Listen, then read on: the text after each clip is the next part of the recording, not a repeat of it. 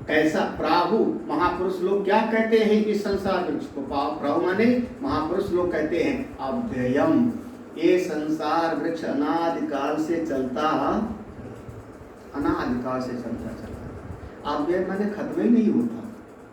एक पीढ़ी चली गई, दूसरी से चली गई, तीसरी 84 लाख योनियां चली गई। अब इस पेड़ में देखो, छंदांश यस्य पर्णानि, छंदांश माने वेद की ऋचाएं, हमारे चारों वेद की जो ऋचाएं। तो ये संसार वृक्ष, जैसे कहते हैं ना कि वृक्ष का पालन पोषण पेड़ के पत्ते से होता है, पत्ते ही खून उसके भोजन बनाते हैं। तो ये संसार रूपी वृक्ष को आगे बढ़ाने वाले कौन हैं? ये हमारे वेद की ऋचाएं हैं, यही पत्ते। जो इसको जानता है, यह वेद तम वेदविद, जो इस वृक्ष को, इस संसार वृक्ष को जो जानता है, समझना वही उस तत्व को जानता है। इस श्लोक का यही अर्थ हुआ। इसमें 2 दृष्टांत आप लोग चित्त में धारण कर लो तो समझिए, फिर हम आगे भाष्य में पढ़ते हैं। ये आगे आएगा भी। एक तो मूल इसका सूत्र है कठोपनिषद। कठोपनिषद में इसका मूल है, एक वल्ली का प्रारंभ ही है, वहां पर पढ़ चुके हो।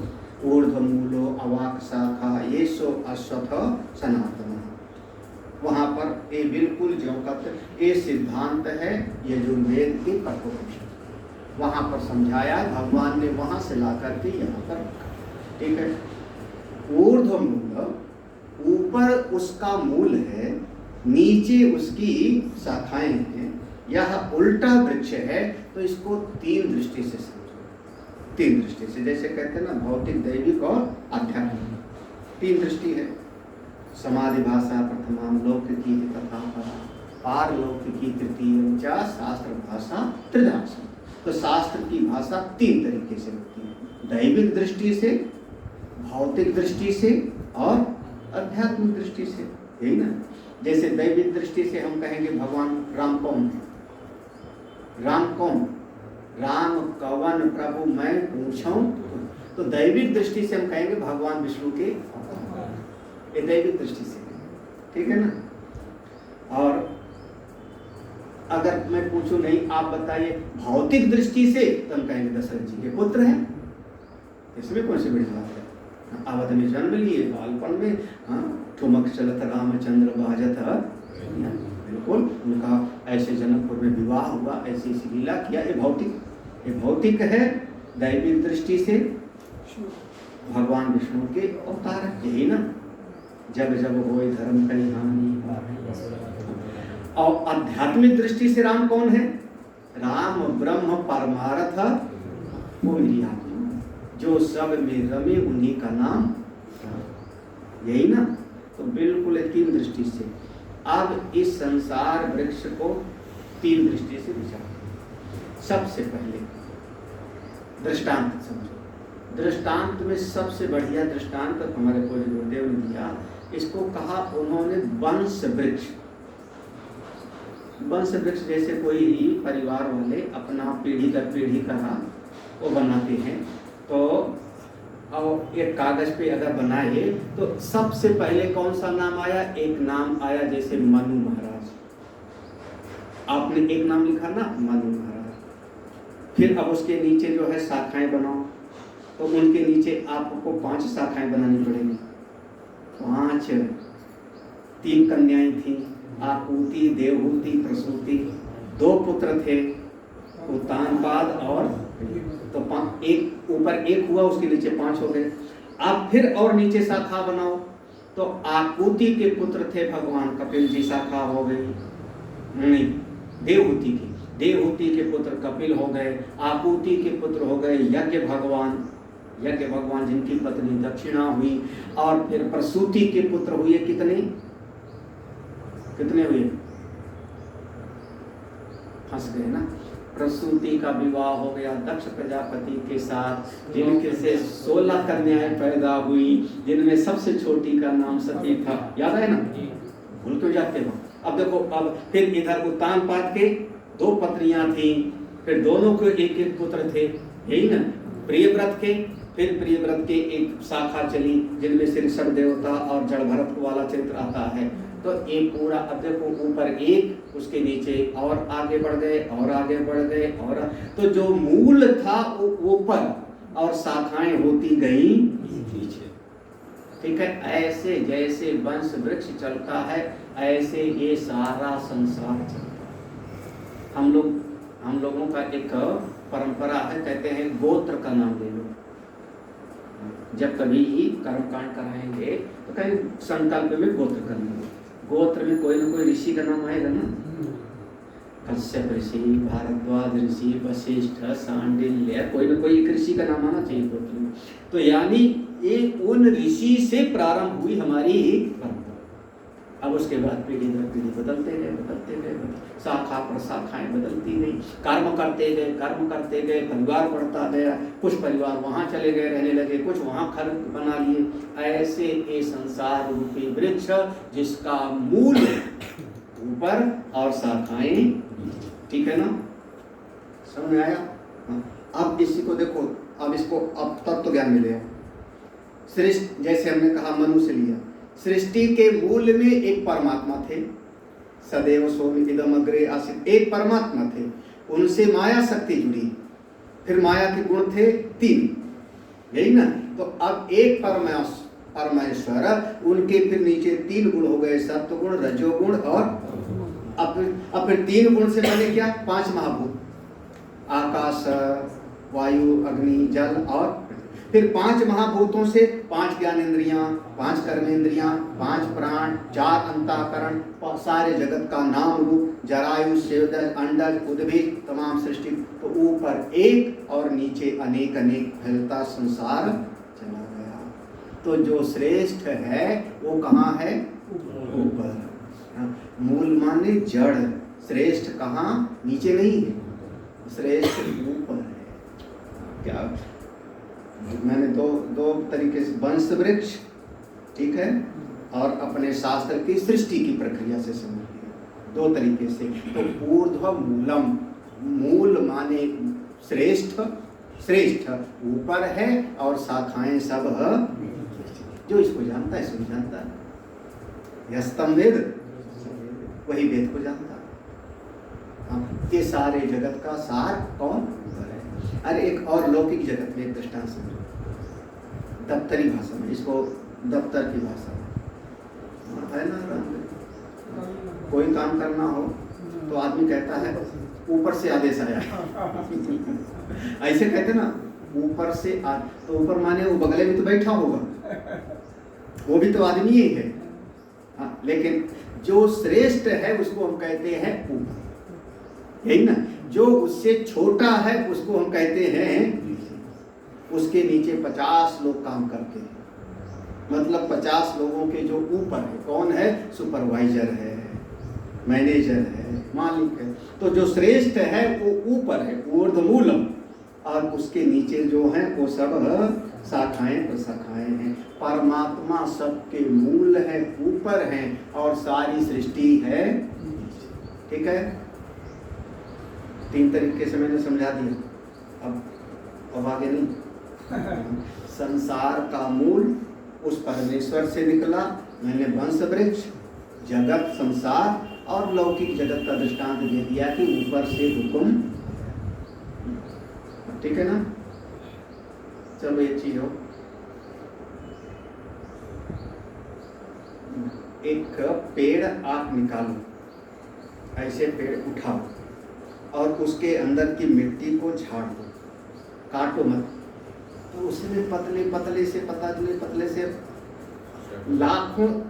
लाखों वो जड़ दिखाई पड़ती है कि नहीं, लाखों जड़ दिखाई पड़ती है, पतली से पतली। एक उसमें कोई मोटी जड़ होती है जो मेन होती है, उस मोटी जड़ को काट देते हैं, पतली रहने देते हैं, तो उसी का नाम हो जाता है बोनसाई। फिर वो गमले में भी बरगद का पेड़ लगता है, गमले में पीपल का पेड़ लगा सकते हो। वो मोटी वाली जड़ काट दिया और पतली सब। गमले में संतरा हमने देखा है, गमले में आम, ये तो मैं अभी देखा ना कमलानंद जी के गमले में बड़े बड़े आम लटके थे, संतरा लटके थे बड़े।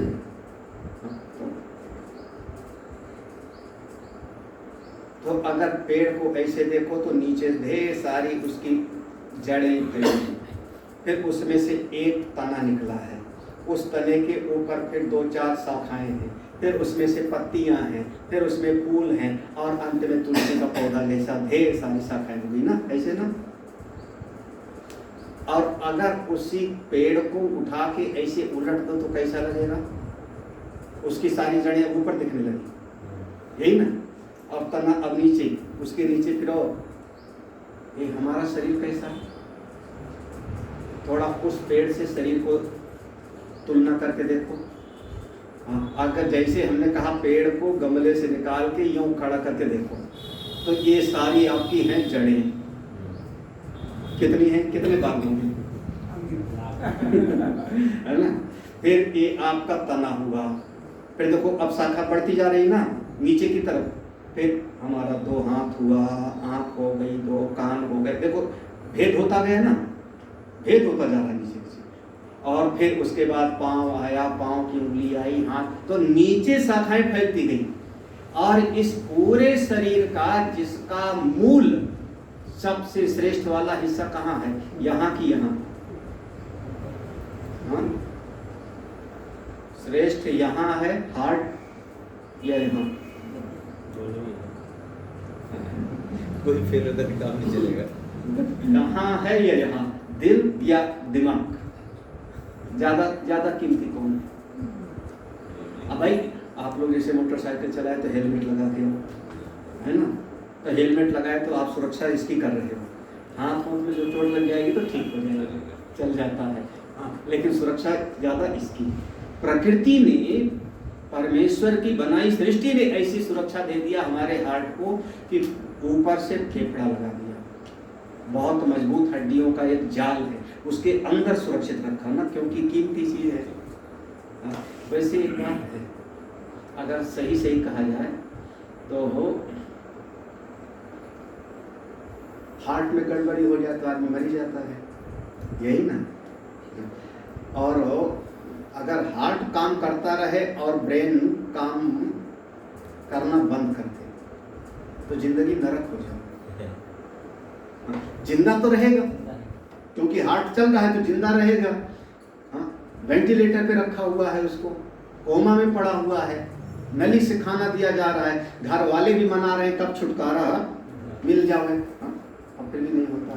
तो हमको तो लगता है कि ज्यादा कीमती चीज अब है दोनों, लेकिन ज्यादा कीमती चीज, क्योंकि अगर देखो सीधा सा कहें, अगर एक संत की कीमत है तो उसकी साधना से, उसके ज्ञान से, है ना। अनुभव की कीमत होती है ना।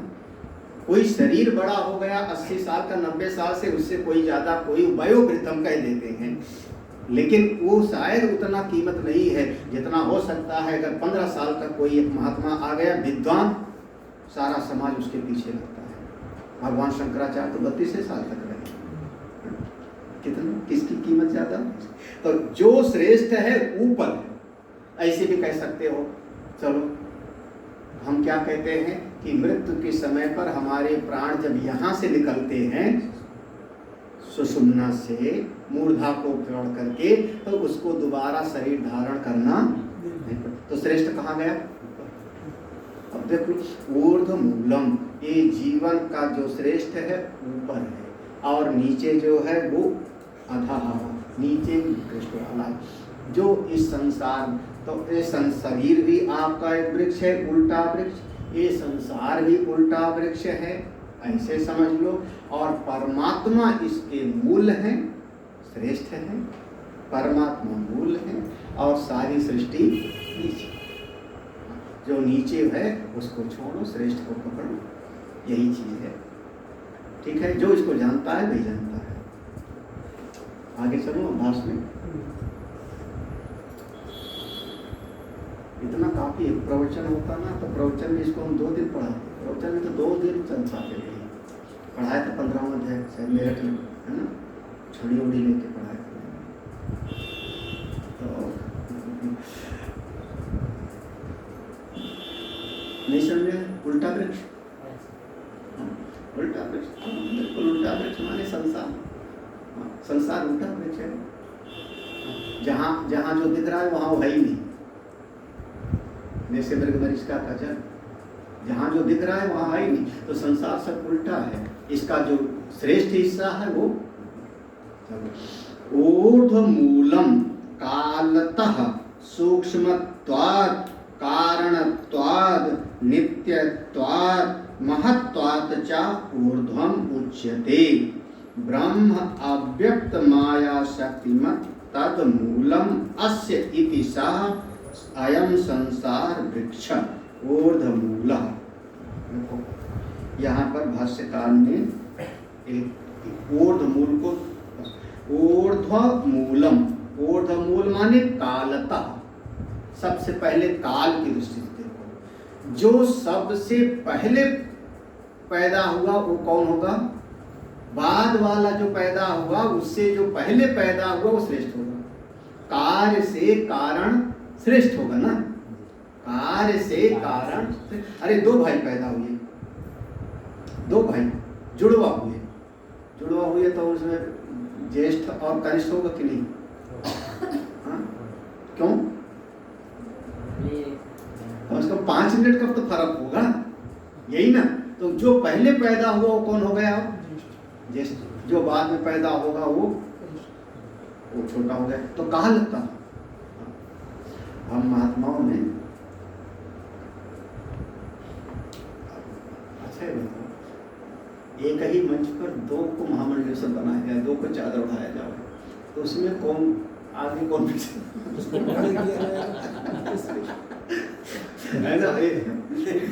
इसमें क्रम कैसे बटेगा? इनको अनुभव है भाई। एक ही मंच पर, एक ही दिन, एक ही समय पर दो को, तो कौन किसका रथ आगे जाएगा, किसका पीछे? तो वो कहा जाएगा जिसको पहले चादर उड़ा दी गई, इतने तो कहोगे ना, तो उसका नाम है कालतः। समय की दृष्टि से भले 1 मिनट 2 मिनट का फर्क हो गए तो कालतः। सृष्टि में पहले कौन पैदा हुआ? ये नाम रूप से पहले पृथ्वी, पृथ्वी से पहले जल, जल से पहले तेज, तेज से पहले वायु, वायु से पहले आकाश, आकाश से पहले महातत्व, महातत्व से पहले हिरण्यगर्भ। तो हिरण्यगर्भ सबसे पहले पैदा हुआ तो नहीं श्रेष्ठ हो। कालतः वो श्रेष्ठ है और सब बाद वाले। तो काल की दृष्टि से देखो। दूसरा देखो सूक्ष्मत्वात्, हम श्रेष्ठ हो, ये पहला काल कहा। दूसरा सूक्ष्म, जो वस्तु जितनी सूक्ष्म होती है उसको हम उतना श्रेष्ठ समझते हैं। सूक्ष्मता, स्थूल से सूक्ष्म ज्ञान की महिमा ज्यादा होती है। नहीं समझा है? अरे एक डॉक्टर है, देहाती डॉक्टर, वो सब बीमारियों की दवाई कर देता है ना। हम कहते हैं झोला छाप जड़ी बूटी। दूसरा डॉक्टर होता है वो MBBS करता है, इंटर के बाद 5 साल पढ़ेगा तो MBBS, 5 साल वो शरीर को चीर फाड़ रहा, ये कर रहा, MBBS किया, यही ना। तो MBBS माने वो सारे शरीर को जानेगा, सारे शरीर का डॉक्टर MBBS होगा। अब MBBS के बाद भी अब वो फिर से पढ़ेगा तो होगा वो MS किएगा। MS माने सर्जरी का सीखेगा, चीर फाड़ का। MD माने डॉक्टर ऑफ मेडिसिन, दवाइयों के बारे में उसको ज्ञान होगा, यही ना, दवाइयों के बारे में ज्ञान होगा। फिर उसके विभाग बदलते जाएंगे अलग अलग, यही ना। तो अब उसका ज्ञान कितना हो गया पहले वाले से? तो उसकी फीस भी बढ़ गई, उसके पास लाइन लगाना पड़ेगा चाहते, यही ना। अब MBBS वाला सब शरीर का इलाज कर देगा, और हार्ट में परेशानी हो जाए तो हार्ट वाले के पास जाना पड़ेगा, यही ना। आँख वाले में परेशानी हो जाए तो आँख वाले के, तो क्यों? क्योंकि उसका ज्ञान उससे, तो जो सूक्ष्म होता है उसकी कीमत ज़्यादा, वो श्रेष्ठ होता है। देखो सूक्ष्मत्व, आप ध्यान देना, कालतः सूक्ष्मत्व। तो सूक्ष्म चीज का हमारे लखनऊ में ब्रेन के ऑपरेशन वाले 2 ही 4 थे, 2 ही 4 थे। एक मजहर हुसैन, एक मर गया सर, छाबड़ा मर गया ना, छाबड़ा मर गया। ये सब अब ब्रेन का ऑपरेशन करना सबके बस की बात नहीं, जल्दी इसको छुएंगे नहीं कोई। जरा सा एक जगह पर गड़बड़ी हो जाए, सारी याददाश्त जिंदगी भर के लिए पूरा का पूरा भूल जाएगा। तो सूक्ष्म, और हाथ में फोड़ा निकला हुआ चीरा लगाने के लिए तो कोई भी नाई भी चीरा लगा देगा, है ना, लगा देता जरा। तो जितना सूक्ष्म होगा उतना उसकी कीमत बढ़ जाती है, सूक्ष्म। ठीक है, तो अब सारा जगत स्थूल है और वो परमात्मा सूक्ष्म से भी सूक्ष्म, तो श्रेष्ठ है। अति सूक्ष्म होने के कारण वो सबसे, और जगत स्थूल होने के कारण ये नीचे हो गया। ठीक है ना, जो स्थूल वो नीचे, जो सूक्ष्म है वो ऊपर, श्रेष्ठ। दो दृष्टि अब देखते जाना, भाष्य में तीसरा कारणत्वात्। अब लोग तीसरा देखो, चूंकि सबका कारण भी, जैसे अभी मैंने गिनाया, शरीर का कारण अन्न, पृथ्वी का कारण जल, जल का कारण हो, तो सबका कारण कौन? वो हिरण्यगर्भ परमात्मा, यही तो उन्हीं से। तो सबका कारण होने के कारण वो सबसे ऊपर है, सबका कारण है। तीन दृष्टि हो गई, काल की दृष्टि से, सूक्ष्मता की दृष्टि से और कारणत्व की दृष्टि से। चौथा नित्यत्व, कहीं से छोड़ते नहीं भगवान भाष्य का। भाई जो कारण होगा वो ज्यादा समय टिकाऊ होगा ना। अब घड़े से मिट्टी तो ज्यादा समय रहने वाली है ना, घड़ा टूट जाएगा, मिट्टी ज्यादा समय रहेगी। आभूषण नष्ट हो जाएगा, सोना तो ज्यादा समय रहेगा। तो ये सारा जगत जो कार के रूप में है, इसका जो कारण है वो ज्यादा समय तक रहेगा। तो नित्यत्व, ये संसार की अपेक्षा वो ज्यादा समय तक रहेगा, इसलिए वो है श्रेष्ठ। अब ये सब एक एक विषय विचार के हैं, हम लोग इतना सूत्र पकड़ लेते हैं, फिर प्रवचन इस पर चाहिए। काल की दृष्टि, सूक्ष्मता की दृष्टि, कारण की दृष्टि, नित्यत्व की दृष्टि, और अंत में महत्त्व। जो जितना सूक्ष्म होता है उतना व्यापक हो जाता है। महत्त्व माने महान हो जाता है, फैल जाता है। हमारा जो देखने का दृष्टांत है, जो मैं दृष्टांत देता हूँ, वो दृष्टांत जल का देता हूँ। बर्फ बना दो, पानी को आप ठंडा कर दिए, बर्फ बन गया, बर्फ की सिल्ली बन गई। वो सिल्ली को आप कमरे में रख दो तो एक जगह पर स्थिर हो गई। इतना ही ना, शायद 2 फुट चौड़ा, 4 फुट लंबा, इतना सिल्ली। तो स्थूल है, जम गया है, तो उधर कोई दूर है। वही बर्फ को आप पिघल जाने दो, पिघल गई। और जब बर्फ पिघल गई तो अब जो इतने 2 फुट में था, 4 फुट में था, अब वो पूरे कमरे में फैल गया कि नहीं? तो सूक्ष्म हो गया। देखो, सूक्ष्म हो गया तो पूरे कमरे में वो फैल गया, तो महान हो गया ना। इतनी सी जगह में सिल्ली थी और पूरे कमरे में हो गया जल। और उसी पानी को अगर भाप बना दो तो गर्म कर दो, भाप बन जाए। वही पानी जब भाप बन के उड़ेगा तो शायद पूरा का पूरा हमारा कमरा, पूरा का पूरा सत्संगाल में गूंज भर जाए। तो वो जितना सूक्ष्म हो जाता है उतना ही वो व्यापक हो जाता है। महत्तत्व, तो वो परमात्मा सबसे ज्यादा व्यापक है। इसलिए तो वह जो परमेश्वर हैं, जिनको कहा जा रहा है ऊपर हैं, तो वो सबके काल की दृष्टि से सबसे पहले वही है। फिर सूक्ष्मता की दृष्टि से सारे जगत के कारण वही हैं। फिर नित्य वही है और सबसे व्यापक वही, सर्वव्यापक कहा जाता है। इसलिए वो परमेश्वर ही सबसे मूल है और सारा जगत है गया नीचे। ये सारी सृष्टि नाम रूप वाली हो गई नीचे। महत्वात्ता चा ऊर्ध्वम उच्यते ब्रह्म, इसीलिए वो ब्रह्म को ऊपर कहा गया। अव्यक्त माया शक्तिमत तद मूलम अस्य इति सा। देखना यहाँ पर निरुपाधिक ब्रह्म का नहीं वर्णन आ रहा है। अव्यक्त माया शक्तिमत, शक्तिमत शक्ति वाले, माया शक्ति को जो धारण किए हैं, अव्यक्त को कौन? माया के स्वामी, सगुण ब्रह्म, सोपाधिक ब्रह्म, ईश्वर। क्योंकि जगत की उत्पत्ति ईश्वर से होती है। हम कहते हैं ना ईश्वर से ही जगत की उत्पत्ति स्थिति प्रलय। तो अव्यक्त माया शक्तिमत वही इसके मूल हैं। अस्य इतिसा अयम संसार वृक्षा, यह संसार वृक्ष ऐसा है जिसका मूल ऊपर है। श्रुति में वही कठोपनिषद में जो लिखा है, श्रुते चा ऊर्ध्वमूलो अवाक्शाकः इति, श्रुति में भी देखो यही बात कही है। तो ये श्रुति के आधार पर भगवान ने इस विषय को लिया कि ये संसार एक वृक्ष है, इसका मूल श्रेष्ठ हिस्सा ऊपर है और जो नीचे है वह अधः निकृष्ट वाला है, कम वाला है। पुराण में भी इस बात को कहा। अब यहाँ से लोग कर सके इस समय 15वां अध्याय को ध्यान से चिंतन करना। एक तरीके से 15वें अध्याय पर गीता जी का जो मूल सिद्धांत है वो पूरा होता है 15वें अध्याय। इसके बाद फिर ज्ञान क्यों नहीं टिकता, तो उसके लिए फिर और विभाग आ जाएगा, श्रद्धा त्रय विभाग, दैवासुर संपद विभाग, इस प्रकार से आ जाएगा। और 18वां अध्याय तो पूरी गीता का उपसंहार है, शुरू से लेकर के अंत तक के सारे विषय वहाँ पर आ जाते हैं। तो हम लोग इसको थोड़ा सा ध्यान से ओम पूर्णमदः पूर्णमिदं पूर्णात् पूर्णमुदच्यते पूर्णस्य पूर्णमादाय पूर्णमेवावशिष्यते। ओम शांति शांति